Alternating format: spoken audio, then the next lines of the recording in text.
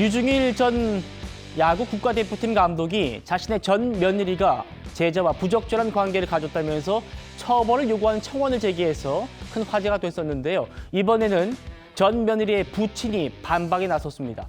전 사위 측으로부터 40억 원 상당의 금전 요구받았다라는 건데 먼저 류 감독 목소리부터 다시 듣겠습니다.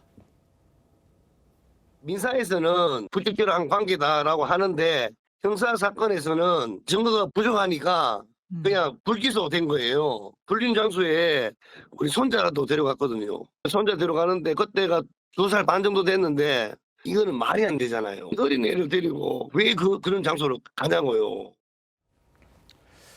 자, 일단 이 문제는 수사기관에서 이 류 감독의 전 며느리가 불기소 처분을 받은 건이기 때문에 지난번에 류 감독의 주장을 전해드렸다면 오늘은 반박을 전해드린다고 보면 되겠습니다. 같이 보시죠. 전 며느리의 부친입니다. 딸은 학생들과 함께 호캉스를 간 것이다.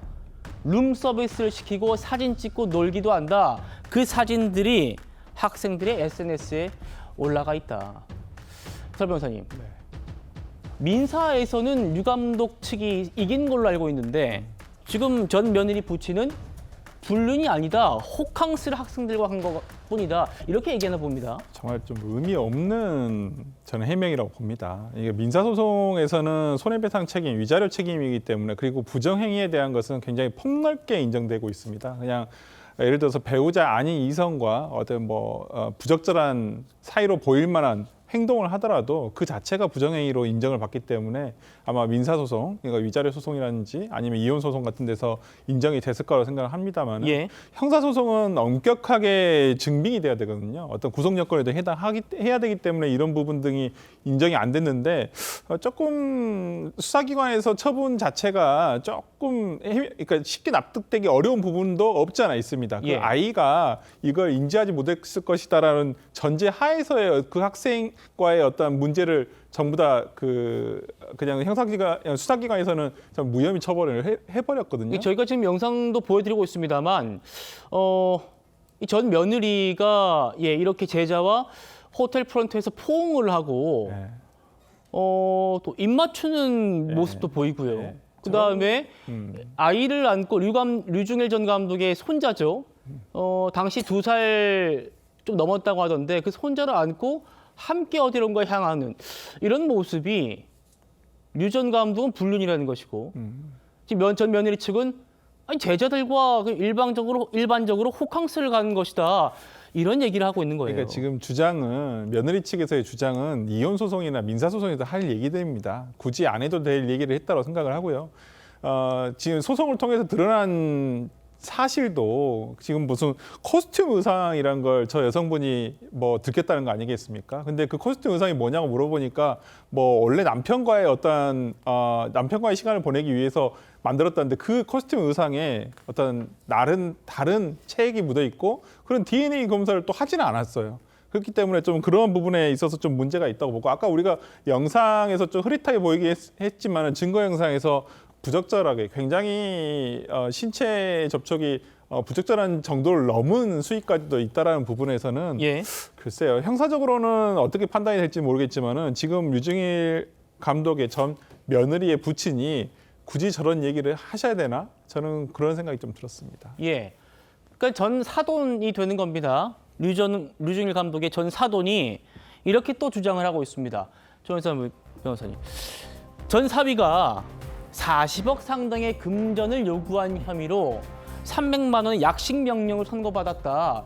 이 일로 법원에서 약식 명령 선고받은 걸 보면은 우리 주장이 더 맞지 않느냐 이런 말씀하는 것 같아요.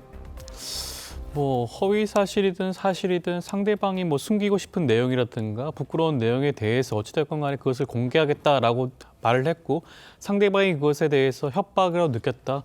두려움을 느꼈다, 해악의 고지를 당했다고 느낀다고 한다면 충분히 뭐 공갈 미수죄 같은 것 범죄가 성립이 될 여지는 있을 겁니다. 그것과 지금 말하고 있는 뭐 불륜의 그런 사실관계와는 좀 다른 문제라고 보여지는 것이고요. 예. 뭐 40억이라는 상당히 금전이 굉장히 큰 금전이다 보니 관련해서 그런 것들이 수사가 진행이 된 것으로 보여지고요.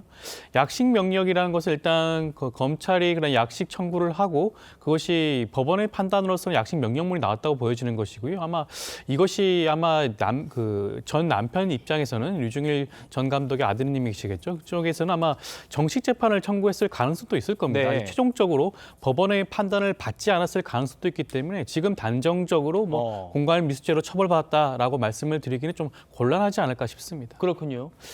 류중일 전 감독의 사돈이 이런 말도 했습니다, 평론가님. 자신의 딸이 폭행을 당하기도 했다. 전 사위 류 감독의 아들이 폭행을 해가지고 벌금형도 받았다. 참 정말 이 진흙탕 싸움으로 좀 가는 것 같기도 하고요. 어떻게 보셨습니까? 일단 지금 서로 폭로전이 앞으로도 계속되지 않을까 이런 생각이 듭니다. 일단 지금 이 폭행과 관련해서는 이 주장이 사실인 것으로 보입니다. 왜냐하면 전 사위가 상해 혐의로 지난해 11월 1심에서 벌금 200만 원 선고를 받았다고 알려져 있어요. 항소가 기각이 됐고요. 현재 대법원의 판단을 기다리고 있다는 언론 보도가 있습니다. 그렇기 때문에 딸이 사위에게 폭행을 당해서 전치 3주 진단을 받았다. 이 주장은 사실인 것으로 보입니다. 전 며느리의 부친이 사위로부터 받았다고 하는 문자 메시지도 있나 본데요. 한번 준비되어 있습니까? 예, 류 감독의 사돈이 공개한 사위와의 문자 대화입니다. 뭐 끝까지 가실 생각이 있느냐? 본인들이 할 말 지키면서 여기서 끝낼래요? 대화하실 생각 없다고 생각하겠습니다. 이런 내용들을 지금 양쪽 가문들이 서로 지금 진흙탕 공방을 벌이면서 언론에다가 우리 측 얘기가 맞다. 우리 측 주장을 입증할 근거다. 이렇게 지금 내놓고 있는 자료들입니다.